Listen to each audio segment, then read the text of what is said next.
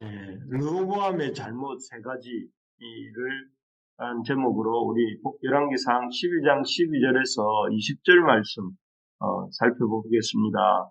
이스라엘이 오랫동안 지파 연맹으로 있었죠. 있다가 사울 때에 이스라엘이 어렵게 통일국가로 통일 이스라엘로 이제 시작을 합니다. 그래서 이제 사울과 다윗과 솔로몬에 이어서 이렇게 그 왕 국가 체제를 유지하였는데요. 그런데 이 지금 솔로몬을 이어서 왕이 된 르호보암 때에 와서 국가로서 12지파가 아닌 이스라엘 국가로서 통일 이스라엘로서의 그런 정체가 흔들리고 있는 그 모습을 보고 있습니다. 그래서 하나님께서는 여러 차례 르호보암에게 참 국가 통일 이스라엘을 잘 유지할 수 있도록 생각해 할 수 있는 시간들을 주고 계시지만 점점 참 이 이스라엘은 분열을 향해 달려가고 있는 모습을 봅니다. 이러한 참 안타까운 모습 속에서 그 가운데 그런 안타까운 역사의 중심에 르호보암이라고 하는 왕이 있고 또 그의 잘못된 상황 대처들이 있습니다. 참 우리도 역시 살아가는 동안에 이 나라의 멸망까지는 아니더라도 나라의 분열까지는 아니더라도 이 가정과 또 직장 또 우리 교회까지도 분열하는 일을 많이 볼 때가 많습니다. 오늘 본문에 나오는 이 이스라엘의 결정적 분열에 결정적 역할을 했던 르호보암의 잘못된 대처들을 보면서 그런 잘못된 어떤 대처들, 그래서 나라가 또는 가정이 교회가 나누어지게 되는 그런 일을 반복하지 않도록 우리가 그것이 무엇이 잘못이었는지를 한 번 더 생각해 보기를 원합니다. 어쩌면 막을 수 있었을지도 모를 이스라엘 남북 분열 사건에 르호보암이 어떻게 잘못 대처했는가 하는 것을 한 번 더 살펴보고자 합니다. 첫째는 이 르호보암이 잘못 대처한 것은 이 백성들의 필요를 외면했던 것이죠. 새롭게 왕이 된 르호보암에게 백성들은 계속해서 그들의 힘든 노동과 과중한 세금을 줄여달라고 호소를 했습니다.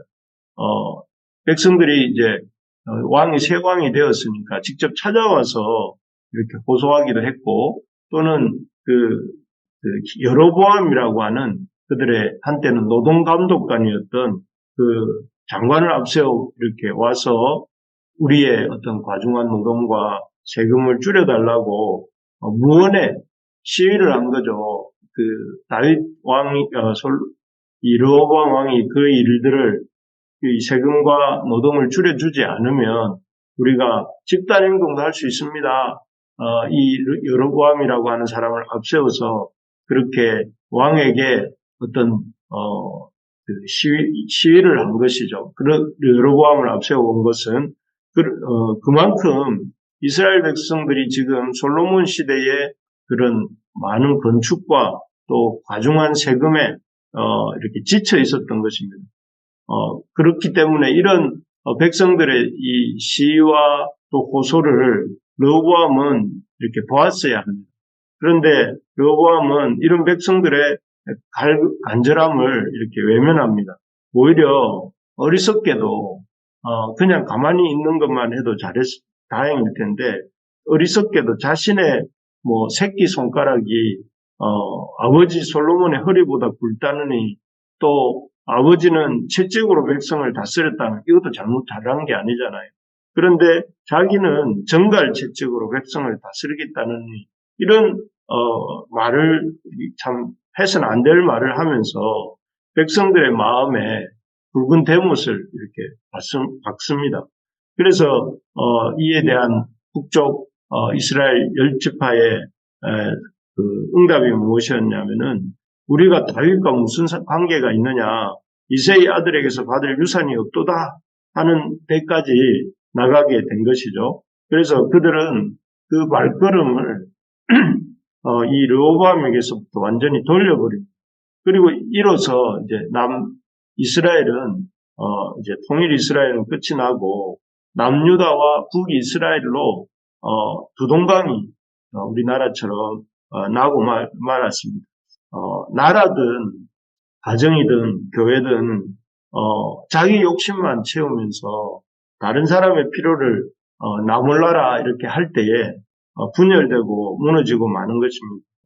나라와 가정 또 교회를 세워가려면 자신의 필요 충족에만 이 관심을 모아서는 안 되고 다른 사람에게 관심을 갖고 그 사람의 필요가 무엇인지 내가 그 필요를 위해서 나는 어떤 행동을 해야 하는지를 늘 생각해야 됩니다.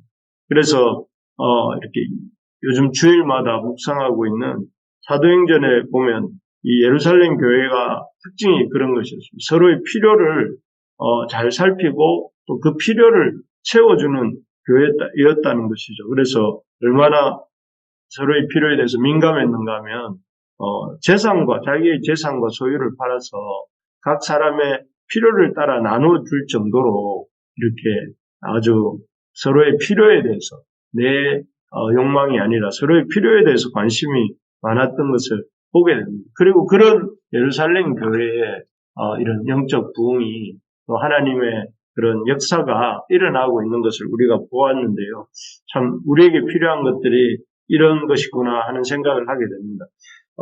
두 번째로 이렇게 그래서 바라는 것은 우리의 삶이 남이 내 필요를 왜 안 채워주냐가 아니라 어떻게 하면 내가 다른 사람의 필요를 채워주는 사람이 될 수 있을까?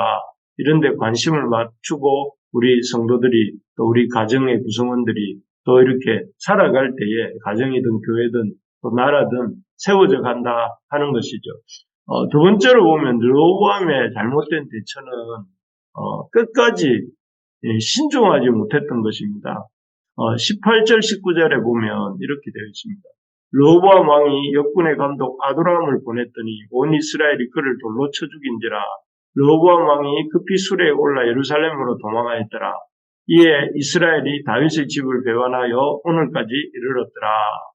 이 구절은 기어코 이제 유다에서 왕이 된 르호보암이 그 북이스라엘의 그 여전히 아버지 솔로몬 때처럼 이런 이 중한 노동을 시키기 위해서 역군의 감독으로 아도람이라고 하는 그 사람을 보내는 모습입니다. 여기서 이렇게 르호보암이 이렇게 신중하지 못했던 두 가지가 있습니다. 첫째는 북이스라엘 백성들이 얼마 전에 이렇게 자신의 대답에 급실망하여서 등을 돌리고 가는 것을 보았으면서도 이 왕으로서 그들을 다독거리려고 하는 그런 어떤 시도도 하지 않았다는 것입니다.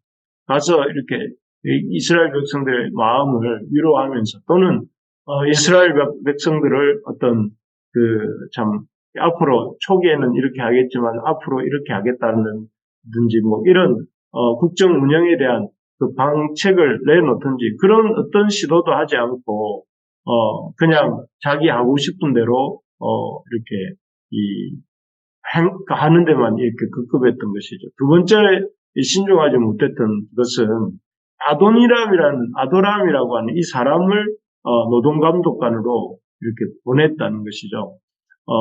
이 사람은 원래 솔로몬 왕 때에 북이스라엘의 그 노동감독관이었다고 해요.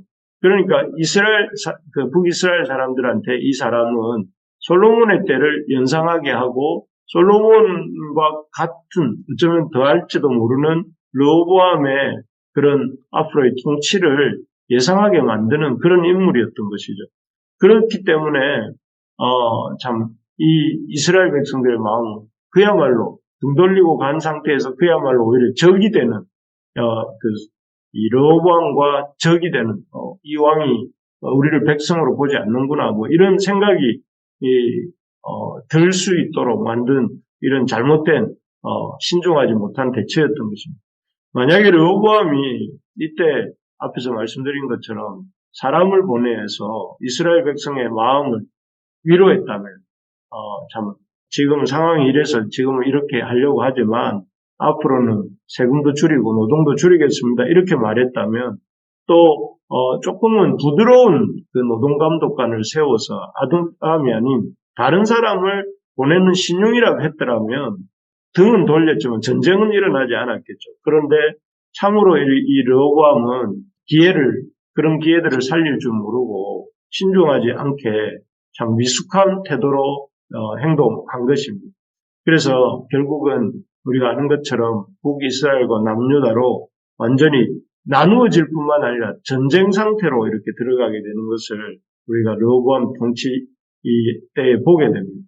우리가 늘 생각해야 될 것이 어떤 가정이든 교회든 직장이든 파국이 결정적 파국이 오기 전까지는 파국이 온 것이 아니기 때문에 항상 신중하게 서로를 대하고 신중하게 최선을 다해서 서로의 마음을 잃지 않으려고 애쓰는 것이 참 중요하다 하는 것입니다. 그래서 참 르호보암의 이 신중함 없음이 또 미숙함이 참 안타까운 마음이 드는 부분입니다. 마지막으로 보면 이 르호보암이 이런 분열을 막을 수도 있었을 텐데 이렇게 했더라면 하는 그런 것이 무엇인가 하면은 그가 어제도 말씀드렸지만 주권자 하나님 앞에 서지 않았다 하는 것입니다. 끝내 이 왕이 되는 시점이 얼마나 중요한 시점입니까? 그리고 백성들에게 첫 관리를 세우고 그들과 이렇게 백성들과 관계를